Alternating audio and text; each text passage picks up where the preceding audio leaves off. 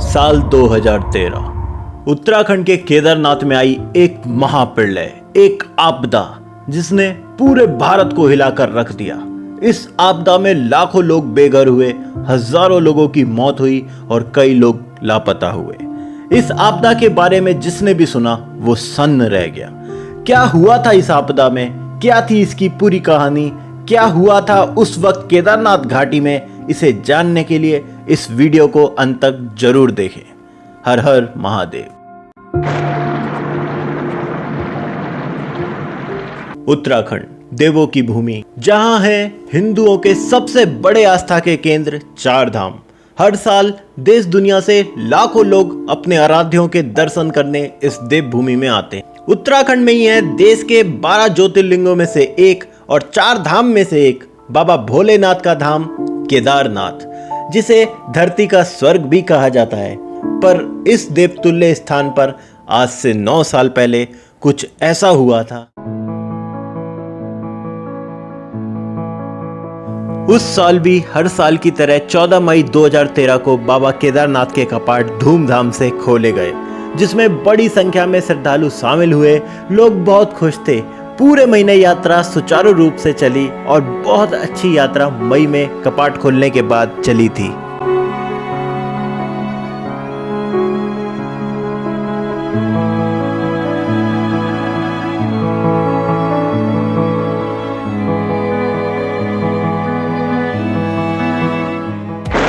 ठीक एक महीने बाद 15 जून 2013, 3 दिन से जारी भारी बारिश उस दिन भी जारी थी। बारिश इतनी जोरदार थी कि आसपास रहने वाले लोगों ने ऐसी बारिश अपनी ज़िंदगी में नहीं देखी थी। पर इसके बाद भी बड़ी संख्या में यात्री केदारनाथ घाटी में मौजूद थे। हजारों श्रद्धालु मंदिर परिसर में मौजूद थे और उन्हें एहसास ही नहीं था कि सिर्फ 2 दिन बाद उनका सामना महाप्रलय से होने वाला है। परंतु समय से 2 हफ्ते पहले ही पहुंचे मानसून ने मौसम विभाग को कुछ बड़ी अनहोनी होने का संकेत दे दिया था। हुआ यह था कि एक लो प्रेशर एरिया बन गया था। उसके साथ ही बंगाल की खाड़ी में साइक्लोनिक सर्कुलेशन भी पैदा हो गया था और ये पश्चिमी दिशा में आगे बढ़ने लगा। तो इस जगह पर काफी ज्यादा नमी जमा हो गई और उसके बाद इन दोनों सिस्टम्स का इंटरैक्शन हुआ। और जब ये इंटरैक्शन हुआ तो इस सिस्टम ने अपना सारा का सारा मॉइस्चर हिमालय के हवाले कर दिया। और आमतौर पर जब ये राइट एंगल पर हमला करता है तो सारी की सारी नमी यमुना और गंगा के कछार इलाकों में पहुंच जाती है। अगले दिन 16 जून को भी भारी बारिश का सिलसिला जारी था। मंदाकिनी नदी रौद्र उफान पर बहने लगी थी। लगातार भारी बारिश से केदारनाथ के ऊपरी इलाकों में जमे ग्लेशियरों पर भी भारी दबाव बनने लगा था। केदारनाथ घाटी के चारों तरफ बादल फटने का सिलसिला शुरू हो चुका था, जिससे केदारनाथ में मौजूद यात्री सहम उठे थे। हर तरफ बेहद तनाव का माहौल बन चुका था। मंदाकिनी का स्रोत केदारनाथ मंदिर के ऊपर मौजूद प्राकृतिक झील चोराबाड़ी, जो कि लबालब भर चुकी थी और भारी दबाव में थी। 16 जून की रात 8:30 बजे एकाएक लैंडस्लाइड हुई, जिससे पूरे केदारनाथ में हाहाकार मच गई। लोग अपनी जान बचाने के लिए यहाँ वहाँ भागने लगे और होटल धर्मशालाओं के अंदर घुस गए। 16 जून को इतना ज्यादा पानी बरसा था कि पूरा पहाड़ हिल उठा था। इस दौरान 300 मिलीमीटर से 500 मिलीमीटर के बीच भारी बारिश हुई। आप इसका अंदाजा कुछ यूं लगा सकते हैं कि दिल्ली या पुणे जैसे शहर में किसी एक पूरे साल में करीब 800 मिलीमीटर बारिश होती है। यानी यहाँ सिर्फ 2 से 3 दिन में ही पूरे साल होने वाली बारिश का करीब 60% हिस्सा बरस गया। पर किसी को अंदाजा भी नहीं था, जिसे वो तबाही समझ रहे हैं, वो महाप्रलय का बस एक छोटा सा भाग था। असली प्रलय तो अगले दिन उनका इंतजार कर रही थी। रात भर लोग मारे डर के घबरा रहे थे। केदारनाथ, जहां ऐसा मंजर लोगों ने अपने जीवन में कभी नहीं देखा था। खौफनाक उफान मारती मंदाकिनी मानो पूरे केदारनाथ को डुबाने पर आतुर थी। रात को हुई इस घटना में कई लोग बह गए और जो बचे वो बस अपनी जान को बचाने की जद्दोजहद में लगे रहे। पर किसी को भी अंदाजा नहीं था कि अगली सुबह उनके लिए कितनी भयानक होने वाली है। और फिर आई 17 जून 2013 की वो काली सुबह, जिसने पूरी केदारनाथ घाटी का तस्वीर और नक्शा दोनों बदल कर रख दिया। लगातार भारी बारिश से चोराबाड़ी झील का एक भाग अचानक तेज आवाज के साथ टूट गया और झील का पानी प्रचंड तूफानी रफ्तार से केदारनाथ की तरफ बढ़ा। पानी का रूप इतना भयानक था कि उसकी रफ्तार 40 किलोमीटर प्रति घंटा और लहरों की ऊंचाई 100 फीट से ज़्यादा थी। लहरें अपने साथ भारी मात्रा में बड़ी बड़ी चट्टानें मलबा बहाती हुई ला रही थी और जो उन लहरों के सामने आया उसे मिट्टी में मिला दिया। झटके से आई इस महाप्रलय ने पूरी केदार घाटी में त्राहिमाम मचा दिया। लोग तिनके की तरह बहते चले गए, होटल घर सब साफ हो गए और मौत का ऐसा मंजर देख लोगों की चीखें निकल गईं। मंदिर छोड़ पूरे केदारनाथ में कुछ भी नहीं बचा। हर तरफ लोगों की लाशें और तबाही और मलबा ही मलबा बिखर गया था।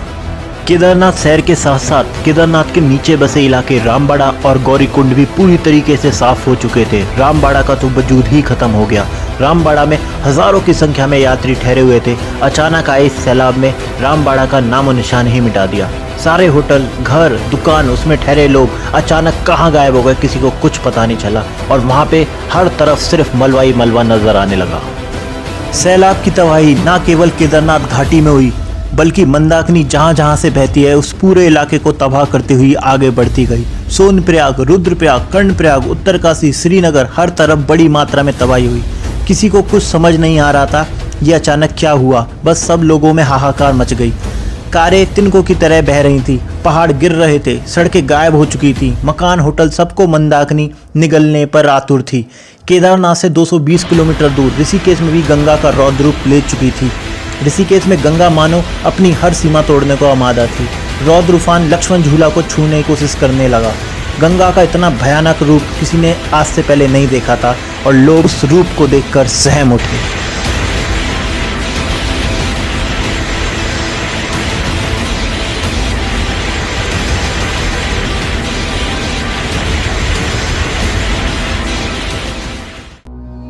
हजारों लोग मारे गए, सैकड़ों लापता हुए, हजारों बेघर हुए। लोग उत्तराखंड के इतिहास की सबसे बड़ी आपदा झेल रहे थे। हर तरफ मातम, तबाही के निशान, बर्बादी की कहानी बिखरी हुई थी। सरकार और प्रशासन तक खबर पहुंच तो चुकी थी कि कुछ बुरा हुआ है, पर उन्हें अंदाजा नहीं था तबाही इतनी भयानक थी। 18 तारीख में एक हेलीकॉप्टर घटना का जायजा लेने केदार घाटी पर उड़ा। उसने जब नीचे के हालात देखे तो उसके पैरों के नीचे से जमीन खिसक गई। गौरीकुंड और रामबाड़ा का वजूद ही समाप्त हो चुका था। केदारनाथ शहर पूरी तरीके से बर्बाद हो चुका था। पायलट ने फौरन इसकी सूचना कंट्रोल रूम को दी। राहत बचाव के कार्य के लिए तुरंत आर्मी और एयरफोर्स की मदद ली गई और फिर शुरू हुआ भारत का सबसे बड़ा रेस्क्यू ऑपरेशन, जिसे आर्मी ने नाम दिया ऑपरेशन सूर्य हो। देश के जांबाज जवानों ने रात दिन एक करते हुए हफ्ते भर में पूरी जान लगा दी। लगातार हेलीकॉप्टर उड़ रहे थे और लोगों को सुरक्षित जगहों पर पहुंचाया जा रहा था। जगह जगह से लोगों को बचाया जा रहा था। इस पूरे रेस्क्यू में सेना ने 1,10,000 से ज़्यादा लोगों को एयरलिफ्ट कर सुरक्षित जगहों पर पहुंचाया। मौसम और रास्ते बहुत कठिन थे, पर सेना ने पूरे ऑपरेशन को पूरा करके ही दम लिया।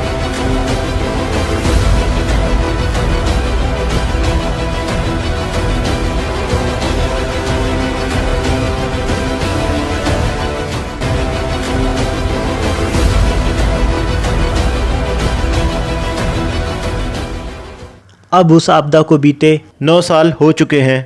केदारनाथ शहर फिर उठ खड़ा हुआ है और भी सुंदर और भी सुरक्षित रूप में।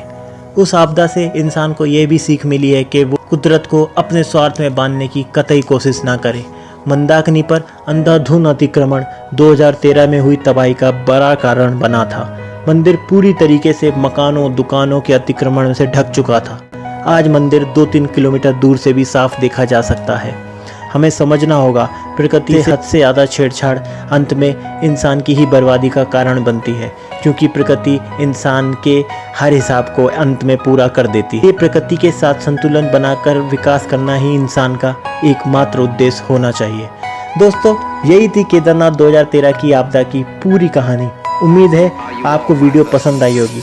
दोस्तों, इस तरह की वीडियो को देखने के लिए चैनल को सब्सक्राइब ज़रूर करें, नोटिफिकेशन बेल को भी ऑन कर लें और नीचे कमेंट में हर हर महादेव, जय माँ गंगे अवश्य लिखें। तो दोस्तों, फिर मिलते हैं किसी नई वीडियो में, नए ब्लॉग में, नई इन्फॉर्मेशन के साथ। तब तक के लिए बहुत बहुत धन्यवाद। हर हर महादेव, नमस्कार।